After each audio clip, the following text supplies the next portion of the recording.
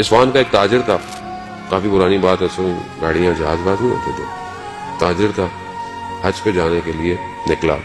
اس زمانے میں لوگ حج پہ جاتے تھے، سال لگ جاتا تھا، پیدل جاتے تھے، کہاں سے کہاں، اونٹوں سواریوں پہ 100 جاتے تھے، 20-30 واپس آتے تھے۔ کیوں؟ بیمار ہو گیا، کسی کو لوٹ لیا، کسی کو کیا ہو گیا۔ تو یہ کہتا میں بھی گیا حج پہ۔ ایک عالم دین نے اس واقعے کو جو ہے وہ اپنی کتاب میں نقل کیا ہے، جو خود اصفہان ہی کے اندر دفن ہے۔ وہ کہتے ہیں کہ وہ گیا کوفہ اور نجف کے درمیان میں، جب وہ جا رہا تھا تو اپنے کاروان سے الگ ہو گیا۔ رستے میں کسی نے اس کی جو پیسوں کی پوٹلی تھی وہ لے گیا کوئی۔ اب پریشان کہ نہ کوئی زیادہ سفر ہے، نہ آگے جا سکتا ہے، نہ پیچھے آ سکتا ہے، کاروان سے بھی جدا ہے۔ تو اسے ایسے میں خیال آیا کہ 12ویں کو پکارو، یا صاحب الزمان الغوث الغوث۔ کہتے جیسے ہی میں نے یہ پکارا تو دیکھا بیابان میں ایک گھوڑا سوار نمودار ہوا۔ اچانک سے جب وہ گھوڑے سوار میرے قریب آیا تو میں نے کیا دیکھا، یہ تو ہمارے شہر کا دروغہ تھا۔ وہ جو پرانے زمانے میں، جیسے آج کل کے زمانے میں تو سب کیمرے میں لگ گئے، چوکیدار جو ہوتا تھا، جو رات کو چوکیداریاں کرتا تھا، وہ تھا۔ میں نے بہت تعجب کیا، میں نے کہا میں نے تو امام کو پکارا ہے، یہ تم کہاں سے آ گئے؟ کہا مجھے امام نے بھیجا ہے کہ تمہیں یہاں سے لے جاؤں، حج کرواؤں اور وہاں سے تمہیں واپس اصفہان لے کے جاؤں۔ اس نے بہت تعجب کیا، یہ ایک معاشرے کا عام آدمی جس کو شاید کوئی سلام بھی نہیں کرتا۔ اس لیے خدا کہتا ہے کہ تمہیں نہیں پتا تمہارے برابر میں بیٹھنے والا مجھے کتنا عزیز ہو۔ کبھی اپنے کپڑے چھاڑ نہ دے انسان اپنے برابر، کسی کو کیا پتا، اولیاء خدا درمیان میں رہتے ہیں، جانے کو اولیاء تھا۔ لے گیا مکہ کے قریب اتارا، کہا احرام پہنو، حج کر کے یہیں واپس آنا۔ واپس آیا واپس اصفہان لے گیا، پلک جھپکتے لے گیا۔ یہ پلک جھپکتے کیوں؟ معراج کا اتنا بڑا معجزہ ان کے ماننے والوں کے لیے، جنہوں نے اللہ نے اپنے محبوب کو، جس کو ملی سیکنڈز میں ساتھ، جس پہ آج تک دنیا اسپیس پہ پتہ نہیں کیا کیا بھیج رہی ہے، ہبل ٹیلیسکوپ آ رہی ہیں، ابھی تک تو وہ بلیک ہول تک بھی نہیں پہنچے ہیں، اس کے آگے پتہ نہیں کتنی کہانی ہے۔ تو اس کے ماننے والے پلک جھپکتے دنیا میں جدھر ہو جائے، ان کے لیے کون سا مسئلہ ہے؟ واپس لے آئے، انہوں نے کہا کسی کو بتانا نہیں، بولا کھو گیا تھا۔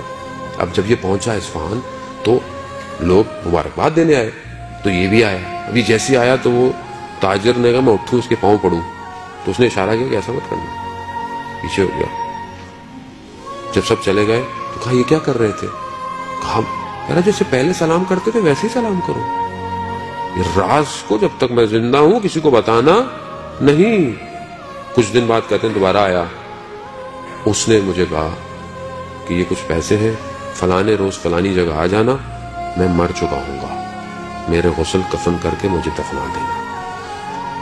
وہ عالم دین جنہوں نے کتاب میں اپنے واقعہ نقل کیا، وہ کہتے ہیں کہ میں نے وصیت کی تھی کہ مجھے اس دروغہ کے برابر میں دفنانا تاکہ روز قیامت میری شفاعت کر سکے۔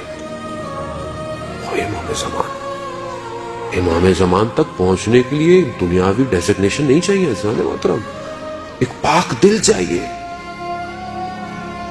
اللہم ارنی الطلعۃ الرشیدہ، دعا عہد پڑھتے ہیں نا ہم ہر روز صبح کے، انشاءاللہ ہم لوگ ہر روز صبح دعا عہد پڑھیں عزیزان محترم۔ عہد ہے اپنے وقت کے امام سے، تجدید بیعت ہے ہر روز کہ پروردگار کہاں ہے وہ چمکتا ہوا چہرہ، وہ درخشاں۔ ہمارے استاد ایک عالم دین سے نقل کرتے ہیں، شخص حج پہ گیا، 7ویں 8ویں ذی الحج تھی، رش ہوتا ہے حج میں، میرا اچانک سے میں صبح اٹھا دیکھا سب خالی، سارے بازار خالی، کوئی شخص نہیں۔ میں نے تعجب کیا کہ ابھی تو لوگ مینا نہیں گئے ہوں گے، یہ لوگ کہاں ہیں سارے؟ کہہ رہے ایک عجیب سی میری کیفیت پیدا ہوئی، میں نے دیکھا سامنے سے ایک نقاب پوش آ رہا ہے، تو میں نے کہا کہ میں اس سے ملے تو میں پوچھوں گا کہ سب لوگ کہاں چلے گئے، لیکن کہہ رہا ہے وہ جتنا قریب آتا گیا میرے بدن ساکت ہوتا چلا گیا، اور اس نقاب پوش نے میرے قریب آ کر صرف اپنے نقاب کو ہٹایا، اور وہ درخشاں چہرہ جب میں نے دیکھا، اچانک سے تھوڑی دیر میں دیکھا کہ سب لوگ چل رہے ہیں، واپس ہو گیا۔ تو عالم دین نے اس سے پوچھا کہ تم نے کعبہ کو دیکھ کے کیا دعا مانگی تھی؟ کہا میں نے جیسے کعبہ پہ نظر پڑی تھی تو میں نے کہا تھا اللہم ارنی الطلعۃ الرشیدہ، کہ پروردگار مجھے وہ چہرہ دکھا دے جو وقت کا امام ہے۔ وہ کہتے ہیں کاش تو نے یہ بھی کہہ دیا ہوتا کہ مجھے کلام بھی کروا دے اس سے۔ عزیزان محترم، دلوں کا طبیب ہے امام